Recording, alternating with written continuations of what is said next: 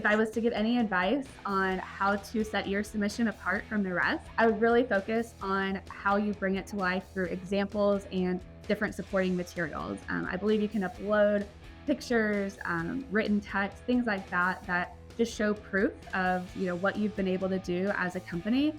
So really make sure that you've just really thought through and provided a well-rounded examples and things that are going to really set yourself apart from everybody else. My name is Jade Owens. I'm the general manager at Baird Foundation Repair, and our company had the honor of winning the Torch Award in 2022. It was just really amazing. We were just so humbled and honored to be able to receive this award because we just align so closely with the values that the BBB upholds as well.